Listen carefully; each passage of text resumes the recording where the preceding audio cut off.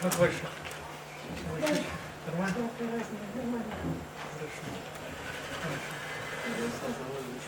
Слава Богу.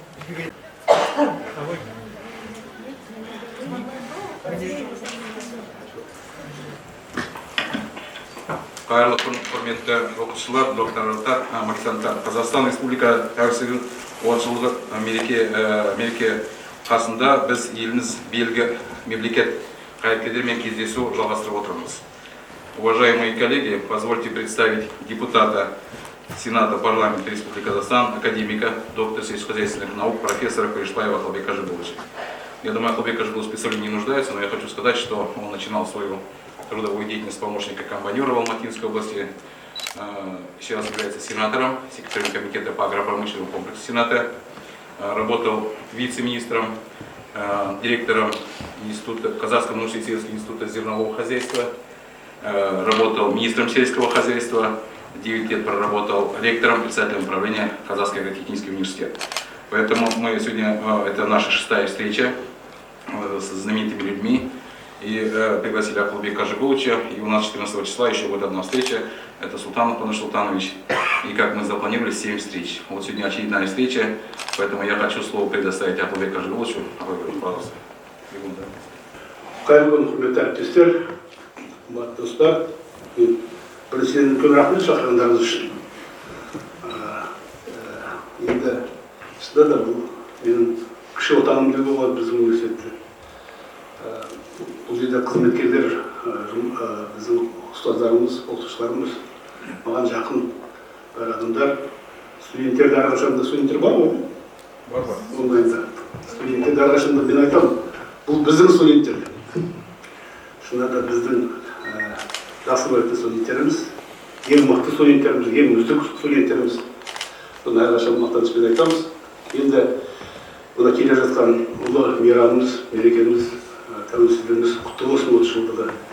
Мерейлі болсын, өздеріңіз де үлкен үлес қосыңыздар, еліміздің дамуына, өздеріңізге үлкен алғысымды айтып келеді. Осы университетте талай шәкірттер дайындап, аграрлық сала болсын, техникалық сала болсын, экономикалық сала болсын, оны көтердіңіздер. Ал енді бұл жерде менің алдымда айтар, менің алдым сұрақ қой, бәріне туындайтын 30 жылда біздің мемлекетіміз қандай деңгейге жетті? 30 жылда қандай өзгеріс болды деген. Енді оны жастар қазір көріп жатыр. Біз бірақ бәріміздің орталығында менің әріптестерім жақсы білеміз. Бұл жерде экономистер әрқашанда өсу трендін салыстырғанда базалық көрсеткіштерді салыстырады. Бұрын не болған? Ал енді 1991 жылда еске алсаңыздар, бұл жерде республиканың кеңес үкіметі қирады. Сол кезде оны жастарға айтады, көбісі. Сіздер білесіздер. Мемлекет қирағасын менің есімдегі экономикалық байланыстардың бәрі бұзылды. Сонда кризис, біздің инфляцияның деңгейі 1900% болды. Сонда естеріңізде ғой, қағаз ақша болып қалды. Ешкімге керек емес, бартер деген шықты. Ал енді сол кезде не үйде жылу жоқ, әсіресе сол су жатыр қиын болатын. Содан кейін свет өшіру деген болды. Менің есімде көп қалаларда сонда далаға шығып біраз болмағасын қазанға тамақ жасағанда болды ғой. Әсіресе Шымкентте менің есімде. Сондай деңгейде болдық. Енді заң бұзушылық, рэкет деген шықты ол кезде. Сонда қазір енді ойлап көрсеңіз, сол кезде егерде Назарбаев біздің президентіміз болмай, сол кезде басқармағанда қазір не болатын едік? Қандай деңгейде болатын едік деген сұрақ туындайды. Шығамыз ба, шықпаймыз ба бұндай дағдарыстан? Қазір Аллаға шүкір, біздің Қазақстанымыз терезесі, дамыған елдердің терезесі тең мемлекетке айналды. Шекарамызды шегелеп бекітіп алдық. Бізді қазір құрметтейтін, бізбен санасатын мемлекет біз Қазақстан. Ал енді экономикалық тұрғыда келетін болсақ, қазір өздеріңіз білесіздер, бізде даму қарқыны жақсы, қарқыны бар бұл жерде. Біз қазір мына инвестиция ғой, сыртқы инвестицияны тартамыз, шетелден де тартамыз. Сол жалпы Орта Азияның мемлекеттерінің ішінде санасақ 75% Қазақстанға береді инвестицияның, шетелдің инвестициясы. Бұл үлкен көрсеткіш. Енді тағы да бір көрсеткіш, оны көп айтуға болады. Менің бірақ осы өткен жол өзім көріп, осыны бір назар аударатын нәрсе. Қазақ халқының үлесі 1998 жылы 39,6% болды. Кеңес өкімет кезінде. Өздеріңіз білесіздер. Қазір кешегі мәлімет жүр 70,18-72% болды. Сол тәуелсіздіктің арқасында 30 жылдың ішінде 1,5 миллион қандасымыз өзінің тарихи отанына оралған. 1,5 миллион қазақ өзінің ауылына, өзінің еліне оралды. Міне осындай көрсеткіштер. Ал енді бұндай кезде мен әрқашанда бір есімде, мен бір жақын жолдасым араласып жүрген осы көршілес мемлекеттің үлкен автономдық округ дейді ғой, соны басқарған азамат, қазір депутат, үлкен мәртебелі жаңағы депутат. Сол кісіні бір қонаққа шақырып, Астананы көрсетіп, сол әбден сол жан жақта көріп, содан кейін кешке айтқан сөзі есімде қалған әрқашанда. Тәуелсіздік кезінде сол кісінің сөзінің есімде қалып, ол кісі айтқан сол кезде әсем астаналарың бар екен. Қазақстан деген ел бар, мемлекеттердің осындай қазір дамып жатыр. Менің елім сендерге қарағанда, қазақтарға қарағанда 2 есе көп. Бірақ Алла Тағала бізге тәуелсіздікті бұйырмады. Соны армандап аталарымыз да өліп жатыр, біз де қазір жұмыс істеп жатырмыз. Бірақ өкінішке осылай деп, көзіне жас алып, бізге айтқан сөзі, сіздер осымен мақтаныңыздар, тәуелсіздіктеріңізді жіберіп алмаңыздар. Сіздер бақытты халықсыздар, ұлтсыздар. Шынында да біз бақытты халықпыз. Тәуелсіздігіміз елбасы айтады ғой, тәуелсіздік оңаймен келген жоқ, бірақ тәуелсіздікті ұстап қалу дегенде өте қиын деп. Сондықтан қазір біздің парызымыз, әсіресе жастардың, студенттеріміздің тәуелсіздікті қолымыздан жібермей, ары қарай дамыту, көтеру арқылы. Ал енді 30 жылдың ішінде істеген жұмысымыз бар, бірақ алда тұратын жұмыстарымыз бар. Не істелмеді мемлекетімізде, не жоқ нәрсе, не жетпейді деген сұрақ туындайды. Біріншіден айтатын болсақ, мына қоғамды демократияландыру керек. Әлі бұл процесс бізде қазір басталып жатыр, ары қарай жалғаса, үлкен өзгерістер болады меніңше. Соны мен көріп отырмын қазір. Одан кейін мына бай адамдар мен кедей адамдардың арасында алшақтық көп бізде. Ол да шындық, ол да қоғамда өзгеріс болу керек. Бұл жерде салық та көбею керек. Мына әсіресе үлкен қаражаты бар кісілер бөлісу керек. Көбінесе әлеуметтік мәселелер сол арқылы шешіледі. Әлемде солай. Сондай өзгерістер болу керек бұл жерде. Демократиялық өзгерістер. Ал енді екінші айтарым, экономикалық тұрғыда өзгерістер болу керек. Экономикамыз қазір бізде мына мұнайдың инесінде отырмыз. Бұлай болмайды. Бізде орта және кіші бизнес даму керек. Қазір орта бизнестің, кіші бизнестің үлесі бізде 30% экономикамызда. Ал дамыған елдерде, Европа мемлекеттерінде 80%. Оңтүстік Кореяда 85%. Турцияда 74%. Егер де орта кіші бизнес болатын болса, біздің экономикамыз тұрақты болады. Бізде олай емес. Ал енді тағы да бұл жерде айтарым, қазір мемлекет басшысы осының бәрін көріп өзгеріп отыр. Өзгерістер қазір басталып жатыр, өзгерістер келеді. Біздің депутат ретінде байқап отырғанымыз, енді заң жобаларын талқылап қабылдаймыз. Сол кезде қазір заңның жартысынан көбі президенттің бастамасымен келеді бізге. Сол кісі береді. Қазір әрбір бағыт бойынша ауыл шаруашылығынан бастап соттың жүйесі, бүгін қадar соттың жүйесін талқыладық, қарадық. сондай заңдарды қазір өзгертіп жатыр. Енді бұл жерде өзгеріс болып жатыр, өзгеріс болады әлі. Көп өзгеріс қазір алдымызда. Біз соны түсінеміз, қазір біз білеміз. Ал енді ол сол өзгерістердің кепілі президентіміздің өзі. Президентіміздің өзінің тұлғасы. Ол кісі мына шетелдің енді көбірек сол саясаткерлермен қазір араласып сөйлесем, сонда мына үлкен жиналыстарда болғанда шетелдің эксперттері, шетелдің үлкен беделді экономистері, олардың сөздері айтқан, сіздердің президенттеріңіз өте дұрыс саясат өткізіп отыр қазір. Ол кісі біледі. Шынында да президентіміз жиналыстарына қатыссаңыздар, өздеріңіз естіп жатсыздар ғой, өмірді біледі. Өмірдің проблемаларын біліп отыр қазір. Бізде мына жергілікті жерлерде не болып жатқан, аурулардың бәрін біліп отыр, былай қылсақ.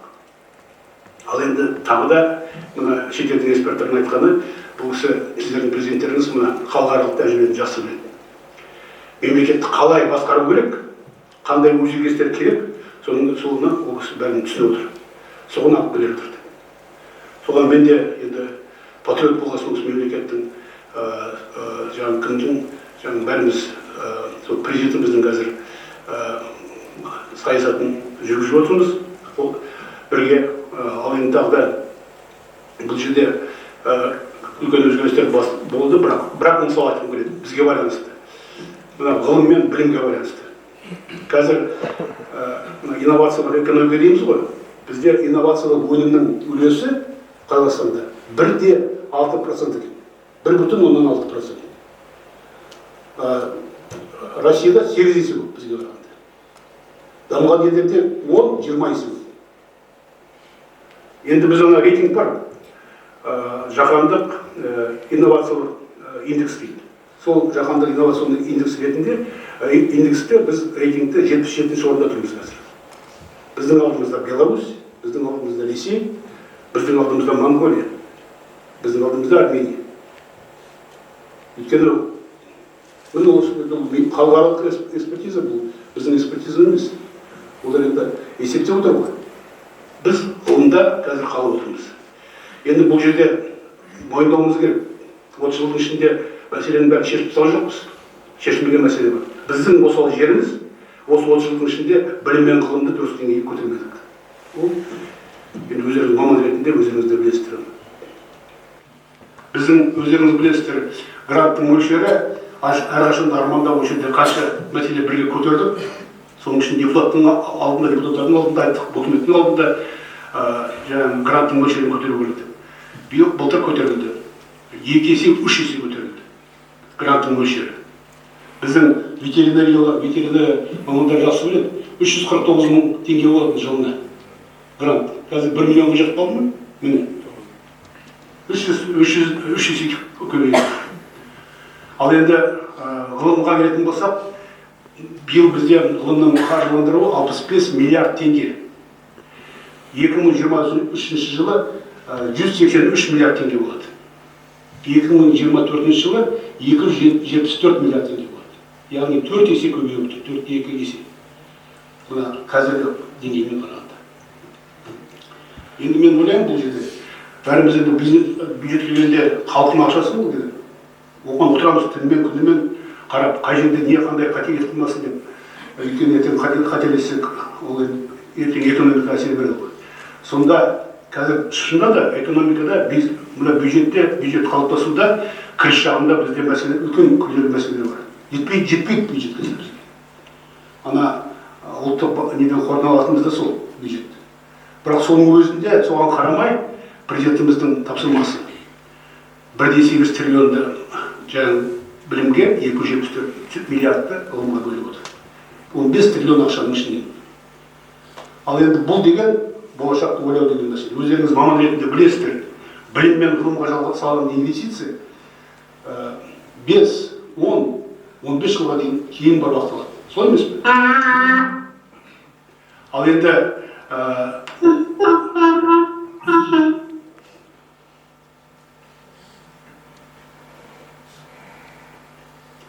Ал енді президентіміз бұл жерде мемлекеттің басшылары көршілерімізді көріп отырмыз, мемлекеттің басшысы бұл кезде өзінің жұмыс істеген жаңағы мерзімін ойлайды. Солай емес пе? Енді адам баласы солай ғой.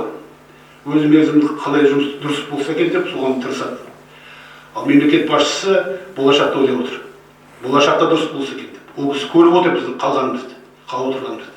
Соған қарамай қанша қиыншылық болса да білім мен ғылымға осындай қаражат бөліп отыр. Енді біздің мақсатымыз осы қаражатты тиімді жұмсау. Біздің қолымызда ол. Кадрларды дайындау, ғылымды көтеру. Мына жас ғалымдарға әсіресе айтамын. Қазір қатысыңыздар. Мына жерде қазір біздің университетіміз былтыр 800 миллион теңге болатын болса, ғылымның қаржысы биыл 2,4 миллиард теңге болыпты.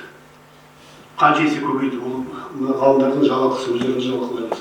Әлі де гранттар көбейді. Жаңағы бағдарламалар көбейді, мақсатты бағдарлама, программа целевого финансирования. Соған қатысу керек.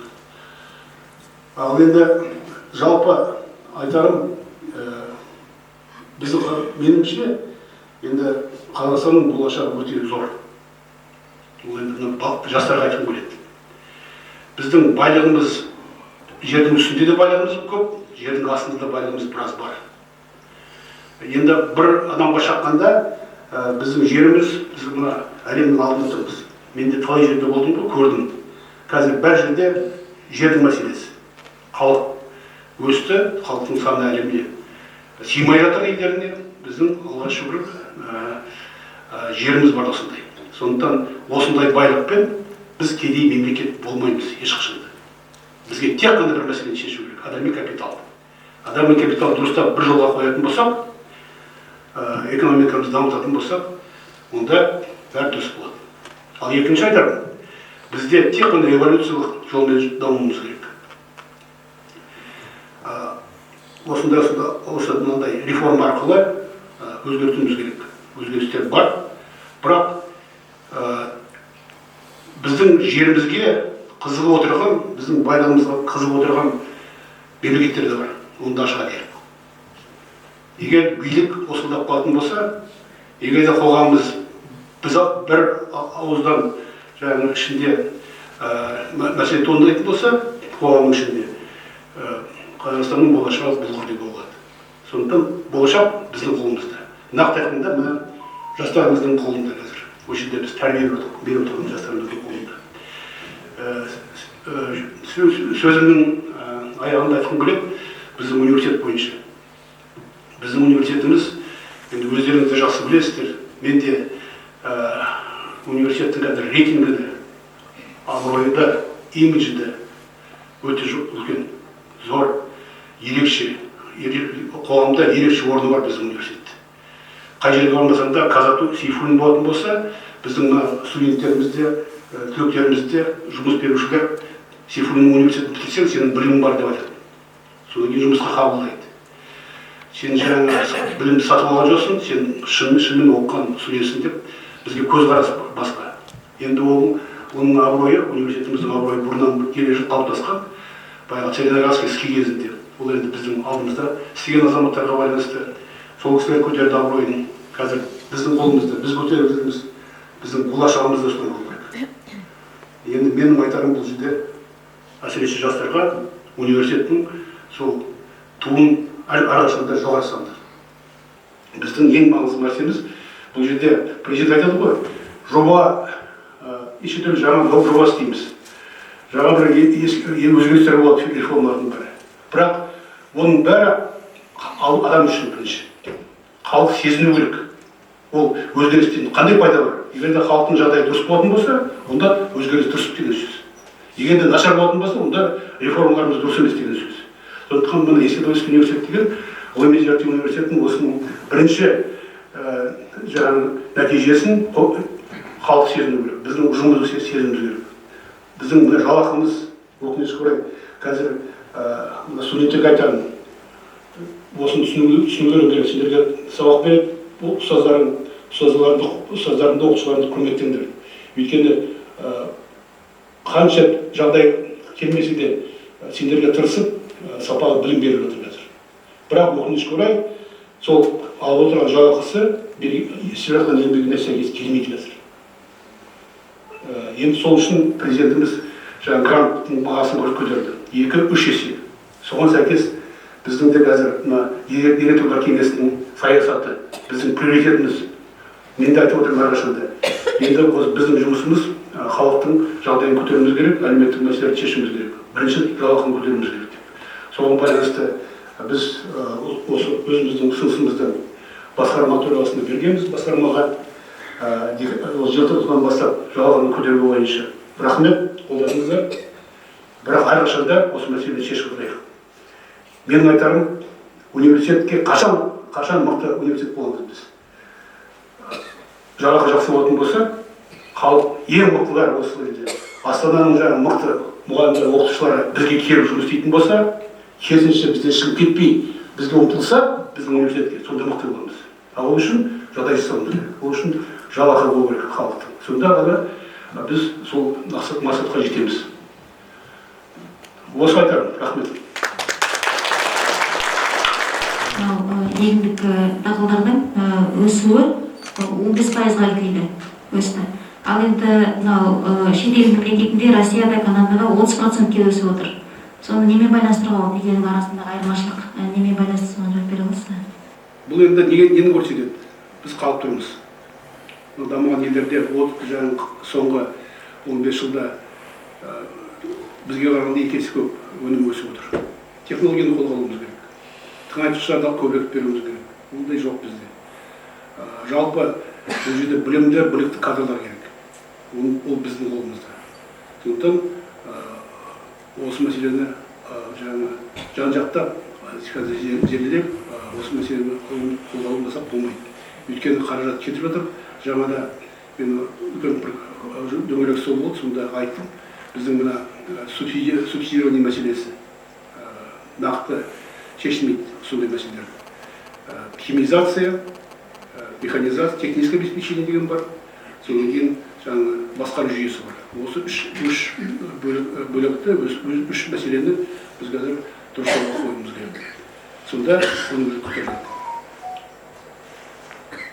Ал одан кейін тағы да айтарым, енді өз маман болғасын өздеріңіз де білесіздер, қазір мына климаттың қуаңшылығы, климаттың өзгеруі болды.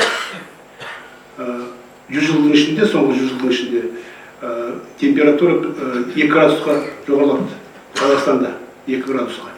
100 жылдың ішінде.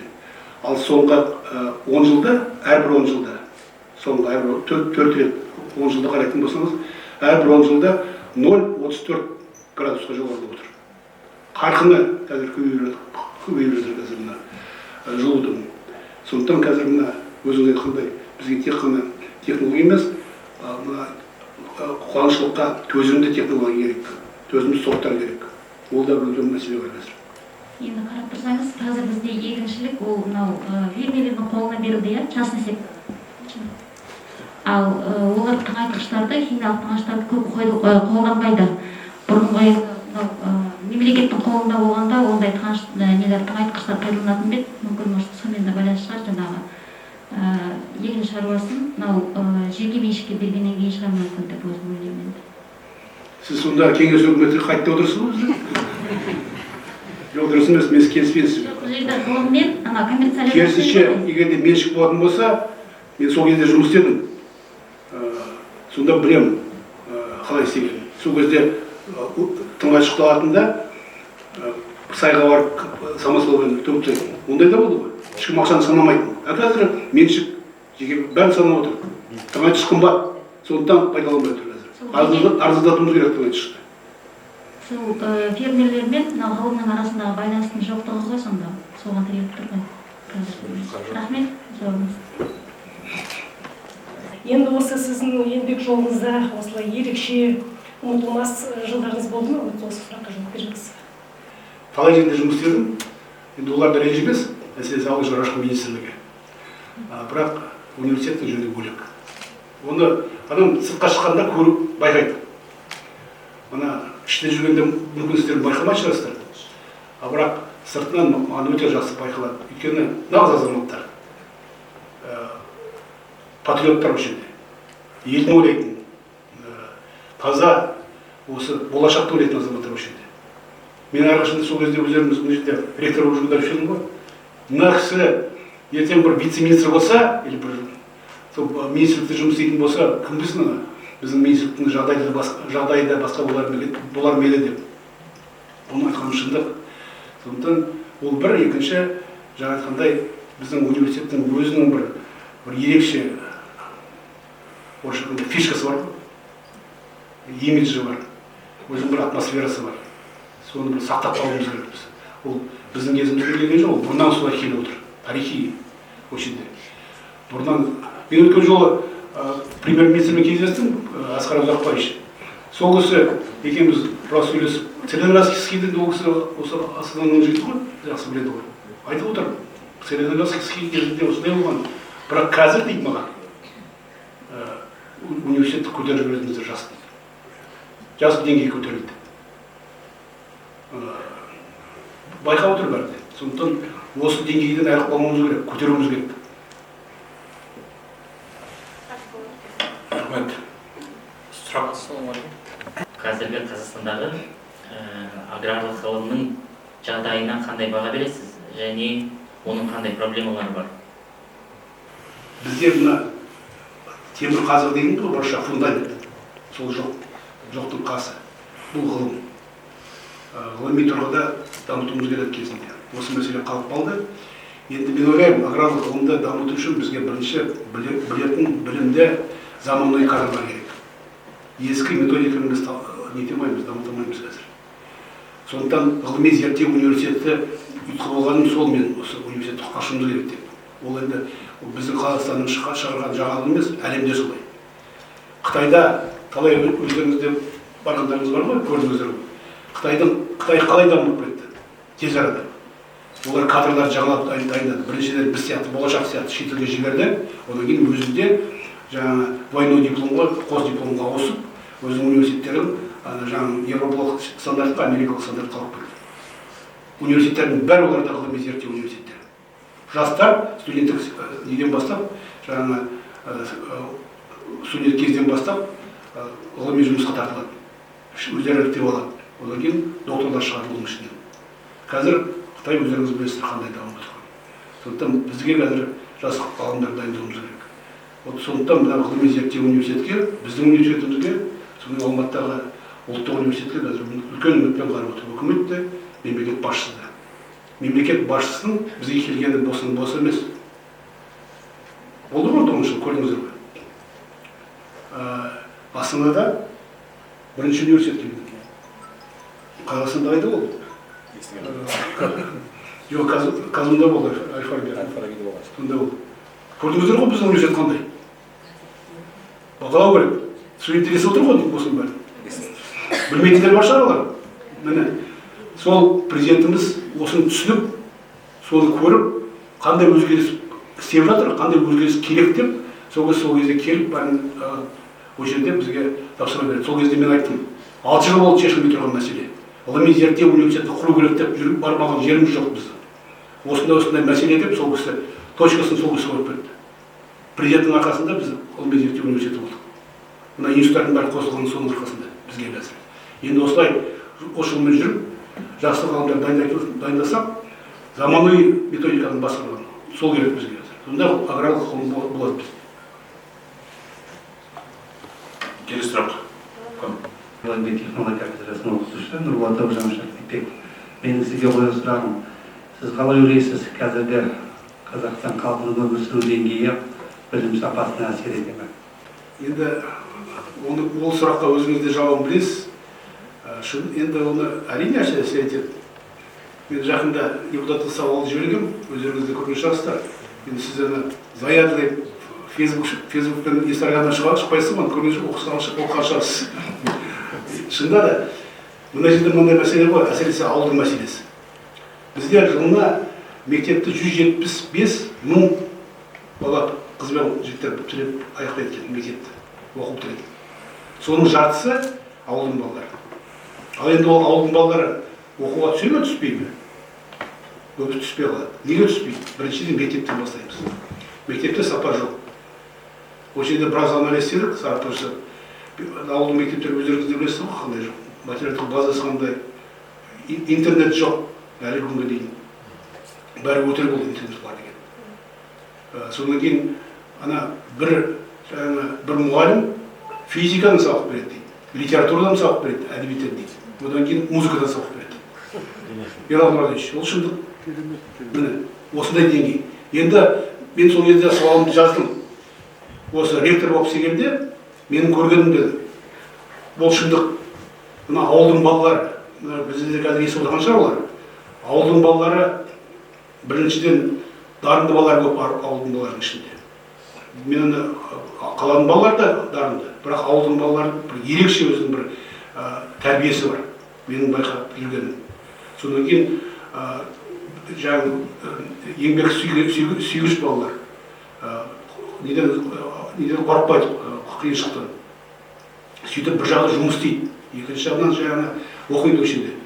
Ертең бірақ бірінші курста оларға қиын болады, бірақ екінші курстарда кейін олар жаңағы қаланың балаларында өсіп кетеді. Өйткені жақсы оқиды. Міне шындық осы.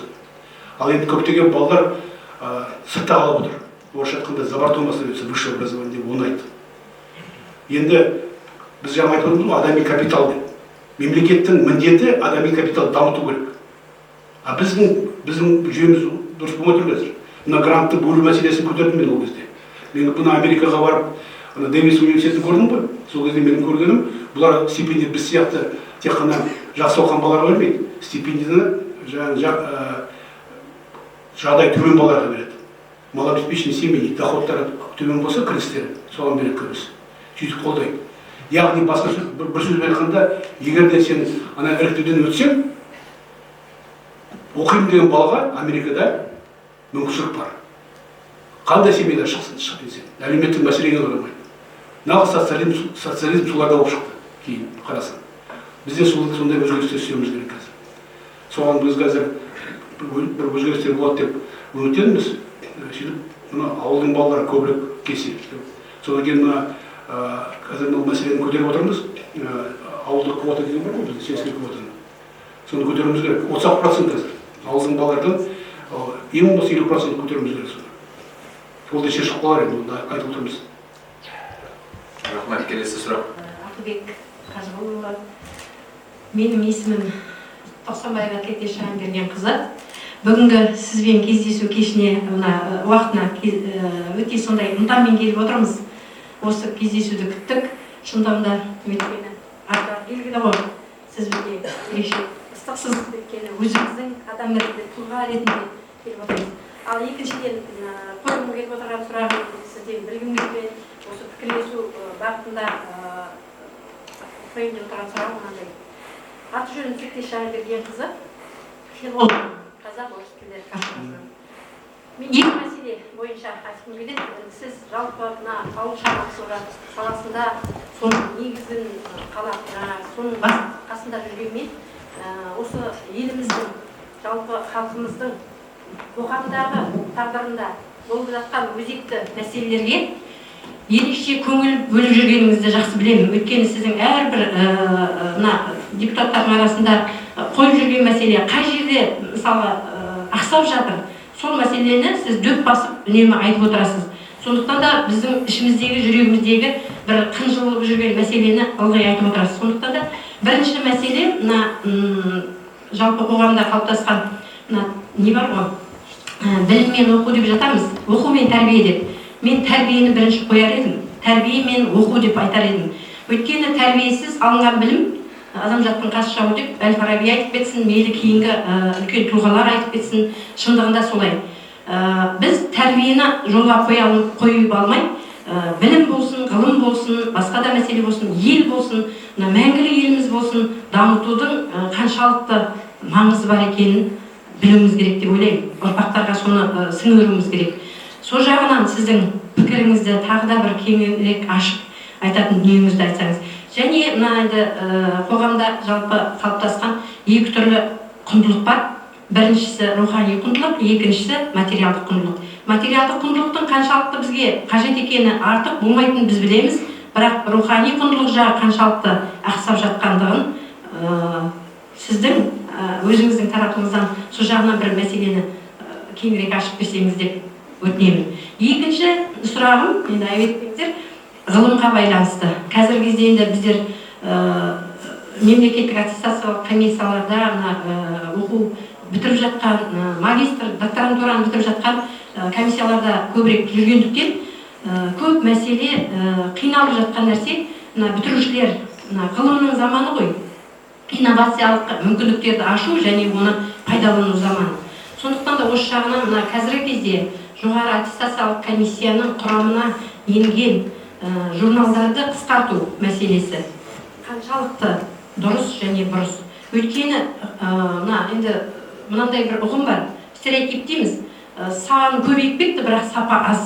Соған байланысты сапаны жақсарту мақсатында тартып азайтып жатқан шығар, бірақ дегенмен ғылымның заманы болғандықтан тек жаңағы айтады ғой, шегірткеден қорыққан егін екпейді деп. Сондықтан да солай бір жақты қарап, егер біз тағылтатын болсақ, қандай болар еді біздің болашағымыз? Еркіндік, қазір өсіп келе жатыр біздің қазақ, мықты қоғам, тек қазақ емес, еліміз, мемлекетіміз. Сондықтан шағы бізді алаңдатады. Мынандай жаңағы жариялау мәселесі, скопус мәселесі де неге біздің министрлікте баяғыдан бері айтып келе жатыр ғой, менен басқа да адам айтып жатқан шығар. Мына өзіміздің ғылымымызды көтеретін, өзіміздің мына еліміздің ғылымын көтеретіндей бір бетқұстар жаңағыдай баспа, жаңағы жариялайтын бір жарияланымды қалыптастырмайды екен деген мәселе. Осы менің сұрайын дегенім. Енді тәрбие бойынша өте дұрыс айттыңыз. Өткен жолда біраз мәселені көтергендей болдық. Шынында да біздің университеттер көбінесе бизнес болып кетті қазір. Кадрлар дайындау мәселесі, оны өздеріңіз де жақсы білесіздер. Әсіресе мына меншік университеттерде. Ақша алудың амалы, балалар тәрбие жоқ, ішінде оқу процесі бар шығар. Осыған назар аударылмаған неге? Өйткені бірінші біздің жоғары оқу орындарының бағалауы. Өздеріңіз өтіп жатсыздар ғой, аккредитация болады ғой жылда бізде. Жылда емес, болып тұрады ғой аккредитация. 3 жылда бір. Сонда аккредитацияның ішінде көрдіңіздер ме сұрақ? Тәрбие мәселесі бар ма? Жоқ. Неге жоқ? Мәселе. Одан кейін жаңа неше түрлі рейтингтер бар. Кураторларға қосымша жалақы төлейміз. Ондай жалақымен куратор қалай жұмыс істейді? Ол мәселе де бар. Кейбір университеттерде тіпті кураторларды жауап салған. Содан кейін тағы да менің мына жерде ол мәселені неге көтердім? Өйткені бір университетке барып, ол мәселені өзім көзіме жетіп, содан кейін барып көтердім. Тәрбие жүргенде ана шетелдің, енді бұл жерде шетелдің мұғалімдер бар ғой. Сонда шетелдің мұғалімдер қазір бізде Қазақстанда көп қондай. Сонда лекция оқып, студенттер қайтады дейді. Мына отбасы мәселе жоқ. Однополый деген ол деген демократия. Сендер үйреніңдер бұндай нәрсені. Вы не опровергать такие вещи деп құлақтарына құяд дейді. Міне. Сонда өзіміздің қазақтың құндылығы бар емес пе? Қазір өзіміздің ұлттық құндылығымызды үйретуіміз керек қой балаларға. Осы мәселеден кетіп барамыз. Нарық деп осыған ауыстық. Жаңа өте дұрыс айттыңыз сіз. Рухани мәселеге көбірек назар аударуымыз керек. Мына жерде гуманитарный факультет. Сіздердің қайтып келгендеріңіз құтты болсын. Шет тіл кафедрасы. Қайттыңыздар ба? Неге гуманитарный факультетке кірдіңіздер ме? Иә. Енді білмеймін ғой, басында саясат солай болатын, қазір енді әйтеуір өте маңызды кафедра. Жоғалтып алмаңдаршы. Мәселен, шет тілінің өзіміздің өте маңызды бағыт бұл. Енді гуманитарный факультет бойынша маған осы талай басымды қатырып мен сихоз айтқан. Келіп, бәрі бірге замечание істеп өту керек қой. Гуманитарный факультет, зачем вам такой факультет нужен? В агротехническом университете. Вы что, гуманитариев готовите деп? Сол кезде түсінбейді ғой.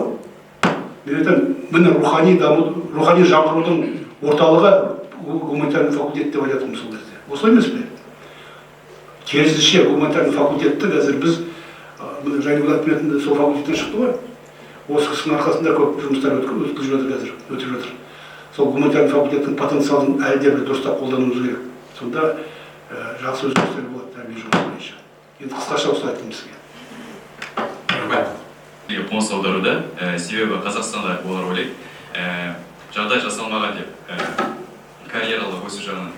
және де жұмыс орнына орналасу үшін жоғарыда мықты көкей болу керек деген көзқарастар бар. Осыған сіз өз пікіріңізді айтып өтсеңіз. Айтатын мәселе былтыр емес, биыл 9 айдың ішінде бізде 20 мың, көбісі жастар ғой соның ішінде, 20 мың Қазақстанның азаматы шетелге кеткен, қоныс аударған шетелге. 20 мың. Оның көбісі жоғары білімді азаматтар. Бұл енді орысша айтқанда утечка мозгов. Бұл енді біздің саясатымыздың жетпей жатқан нәрсесі осы көбінесе. Жағдай жасауымыз керек балаларға. Бірақ мен бір статистика көріп қалдым, тағы да керісінше. Бұрын кеткен жастар қайтып жатыр дейді Қазақстан қазір. Өйткенде қазақта жақсы мақал бар. Шетелде сұлтан болғанша өз еліңде ұлтан бол дейді. Солай ғой, ұлтан. Міне, жастарымыз осыны түсініп қайтып жатыр. Бізде бір жақсы көшеде саясат жүргізуіміз керек. Жастарға жол ашуымыз керек. Ал енді жаңа екінші мәселені дұрыс қойдыңыз. Мына қатысып отырған студенттерге айтамын.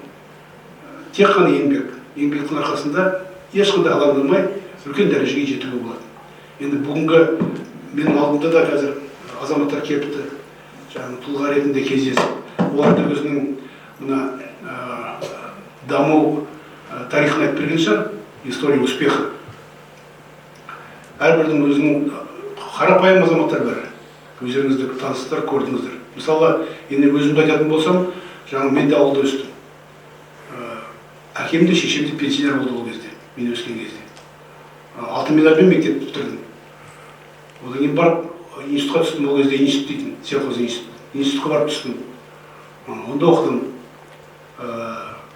Жақсы оқыдым. 5-мен бітірдім, бір төп болған жоқ. 90 рублей. Мына кісі менің стипендиям болатын. 90 рублей стипендия болатын. Біз 40 алатынбыз. Вильямс деген ол кезде Совет үкіметінде бірақ бір стипендия болатын. Арнайы стипендия. Ленинский стипендия, сол Вильямс деген.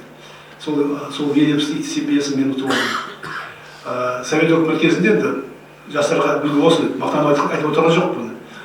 Мына ол кезде бізде не болады? Жарыс болады. Алардың алдында, студенттердің арасында конкурстар болады. Сондай студенческий конкурс болды. Москвада бәрін жинады. Бәрі совет кеңес үкіметтің бәрі келді.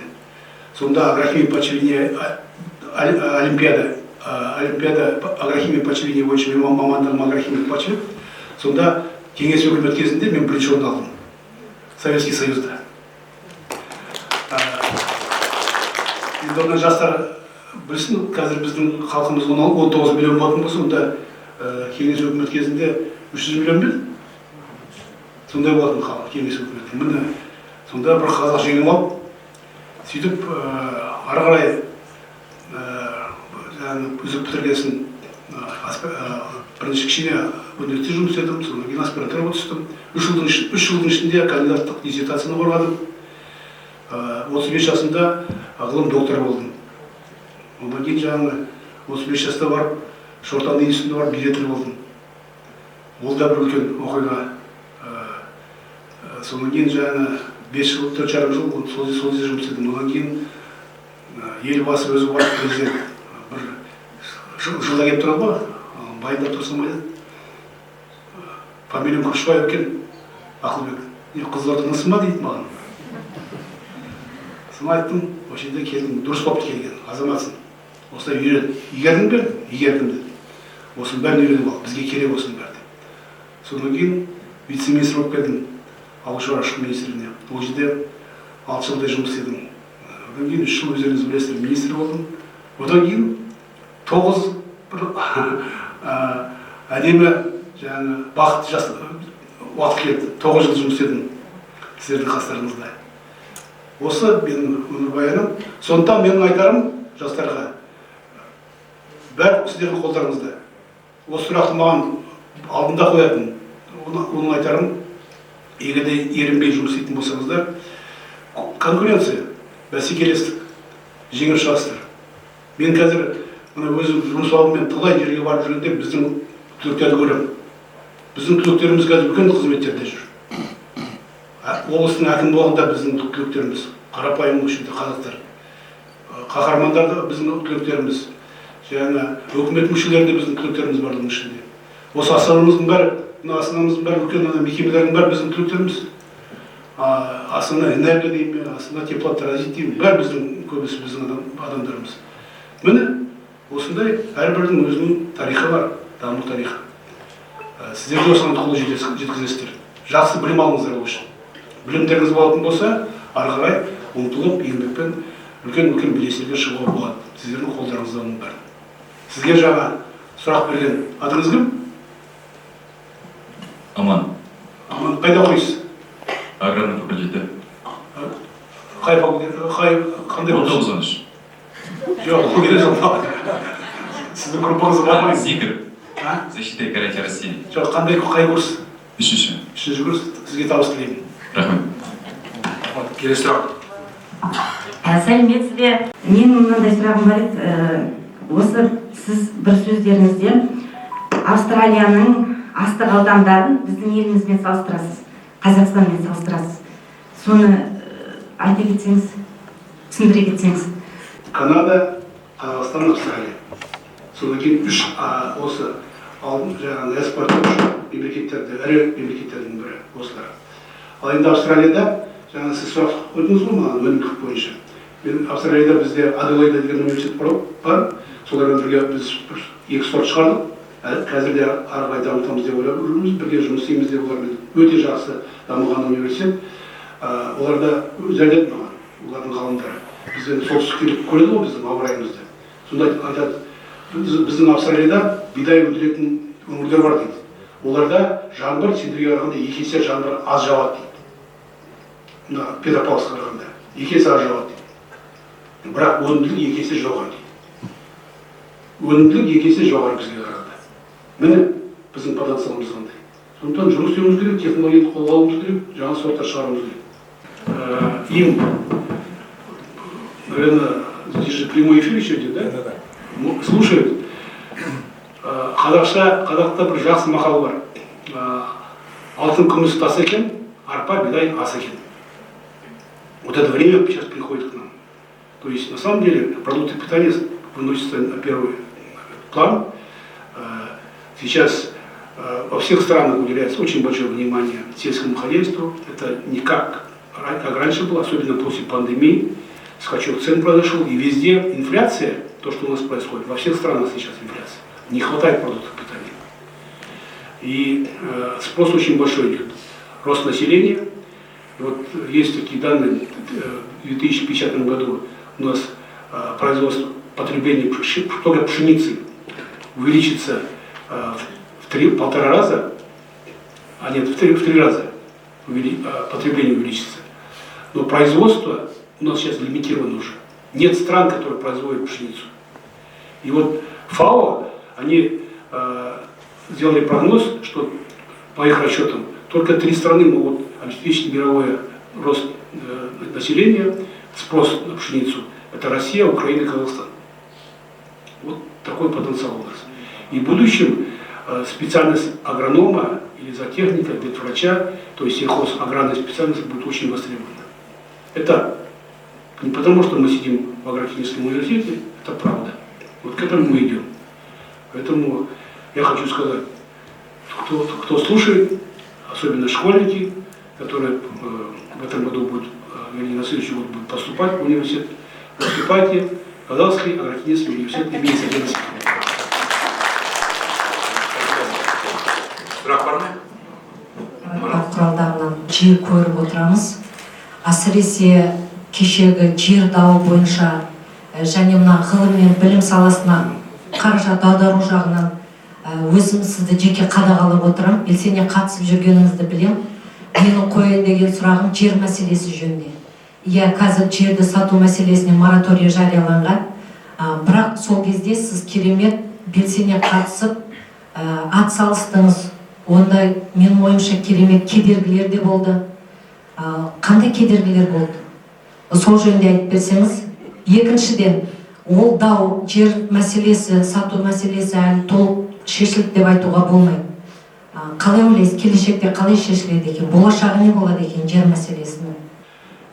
Меніңше өте дұрыс шешім қабылданды.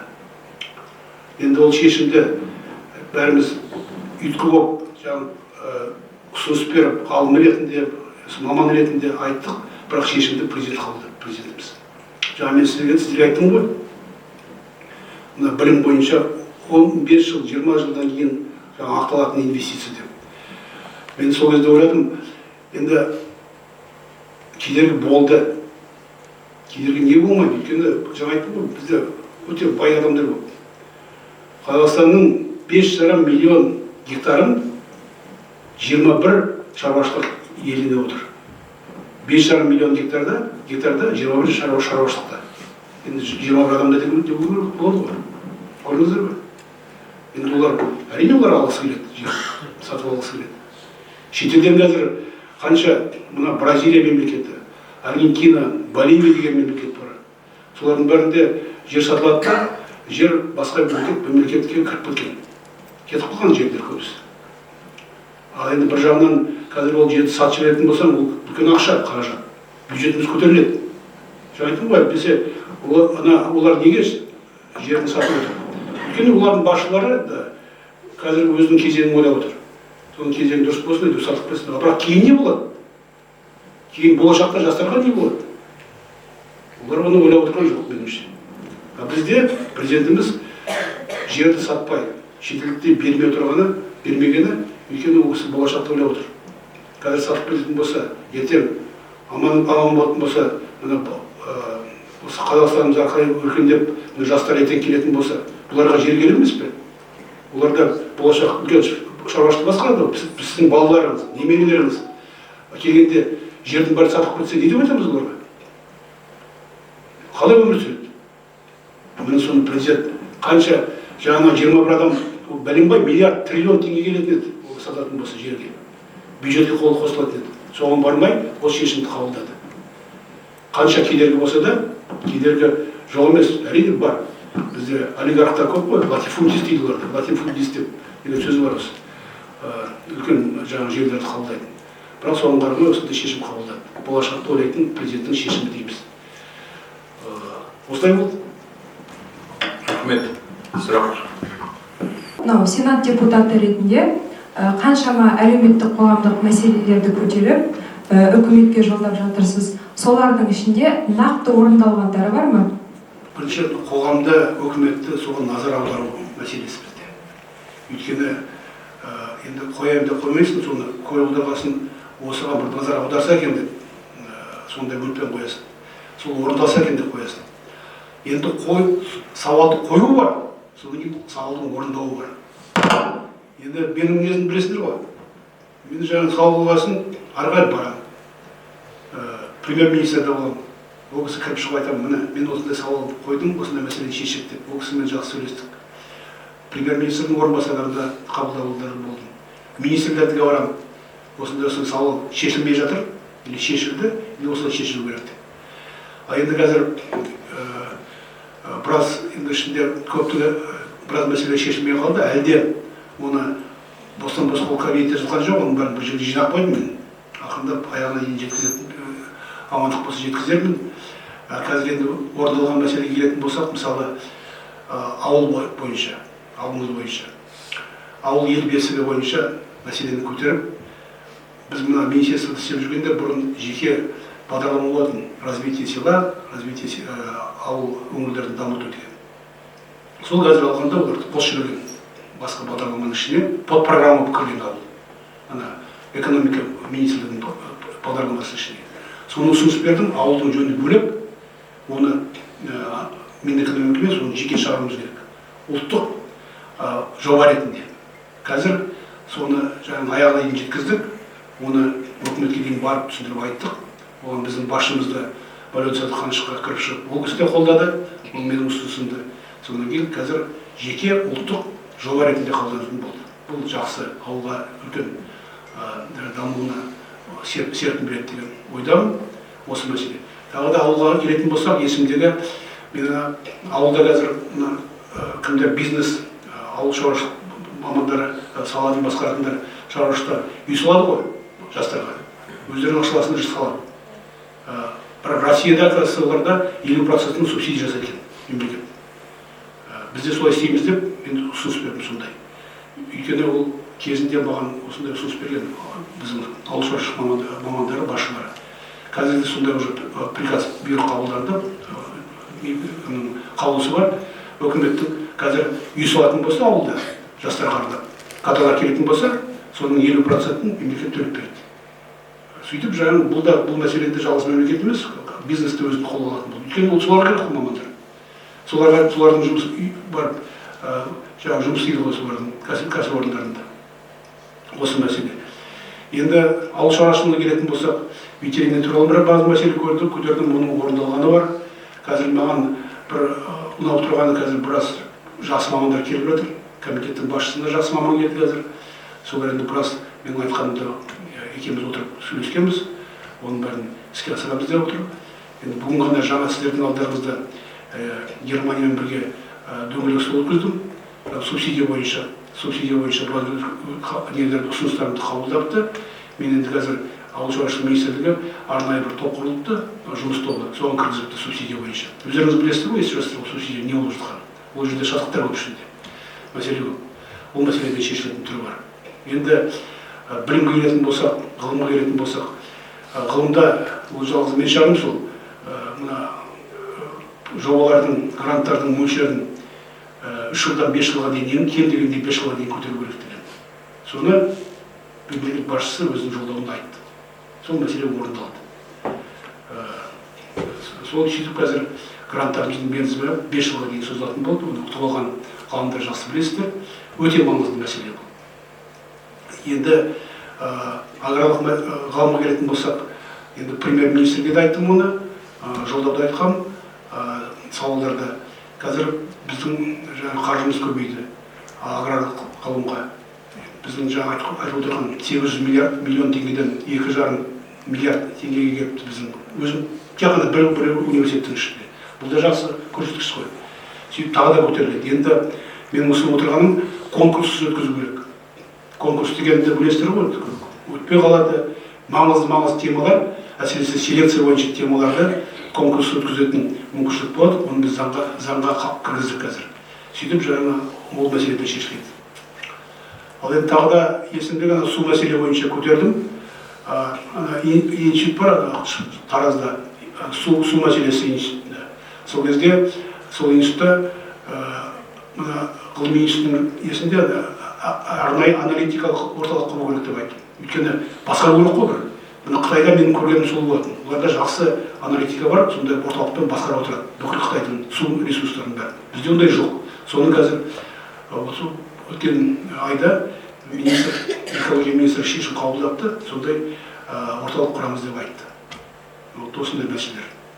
Енді жалпы осы шешілмеген мәселелер бар, оны ары қарай шешуге жұмыс істейміз. Қазіргі таңда келешекте министрмен сөйлестім, вице-министр келу керек, білім және ғылым вице-министр келеді, Ерғалиев мырза. Жаңа айтқан мәселені ауылдық квотаны көтерсек. Қазір 30%, соны мен ұсынып отырмын, ең болса 50% көтереміз деп. Соны талқылаймыз, соны өткізуге тырысамыз. Сөйтіп, ақырындап сол жасап, бізде ықпалды парламент болады. Содан кейін білген нәрсені осындай мәселені шешсек. Жаңа тәрбие бойынша жұмыстарды көрдім. Енді Тоғжан мырзаға өзім жазып тағы да барам. Арнайы жиналыс өткізуші, ректорлардың бәрін жиналып. Шынында да бұл күрделі мәселе. Елбасының тапсырмасы бар қазір мемлекеттік 7 деген мәселесі. Сол мәселелер бойынша қазір тәрбие жұмысын ерекше бір көзқараспен қарауымыз керек. Рахмет. Келесі сұрақ. Можно? Осы сізбен кездесуге таласып келгендеріміз бар, офлайн кездесейік деп. Соның үшін негізінде сіз сыртқы түріңізде, ішкі дүниеңізде өте сұлу адамсыз. Соның үшін сіздің кең жүрегіңіз, даналығыңыз, көзқарасыңыз бір ерекше. Соның үшін сізге зор денсаулық тілейміз. Сабыр берсін, Алла тағала қолдасын. Біз жақтан қолдаймыз. Алдымызға қойған бір үлкен осы халықты қорғайтын мәселелердің барлығының орындалуына тілектеспіз. Негізінде сіз ел басқару тұлғаға лайықсыз, сонша сізге үлкен рахмет, сәттілік тілейміз сізге. Енді жаңа мен де шын айтсам мен де сұранып па едім сізден кездесуде. Енді тағы студенттермен келсек, бұйырса жаңа жылдан кейін активистермен кездесерміз. Енді шында да мен де жаңа айттым ғой, маған жақын адамсыздар. Әрбірлеріңізді сағынып жүремін мен де. Бірге жұмыс істедік, талай жақсы жұмыстар жұмыс істедік. Арасында сіздерге де жаңа өздеріңіз тілектеріңізге көп рахмет. Мен де ниетім, мен де тілегім бірінші амандықта кездесейік. Өкінішке орай мен де ашып қалсаң, біздің мынандай профессор кетіп қалды, мынандай ғалымымыз кетіп қалды дүниеден. Үлкені бар, кішісі бар, бәрі иманды болсын, жатқан жері жарық болсын дейміз. Біздің азаматтарымыздың, әріптестеріміздің. Өмір сондай қазір. Пандемияда түптеп бірден кейін бірі келіп жатыр. Сондықтан өздеріңіздерді сақтаңыздар, осы жақында берекете себя. Енді сіздер осы университеттің ең үлкен құндылығы біздің оқытушылар составы. Бұдан басқа құндылығы жоқ.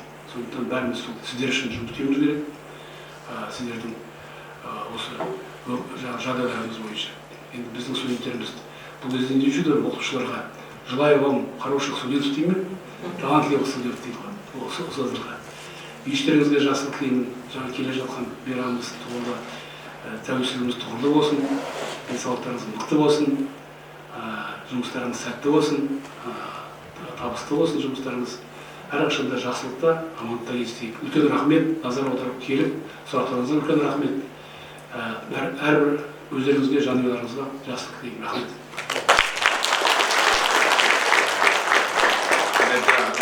Көп рахмет. Өзіміз ұжым, осындай біздің әріптестеріміз, осылай енді біз күнді кездестік. Жыл бастағанда біз студенттерді активтерді жинап, тағы бір кездесеміз. Көп рахмет.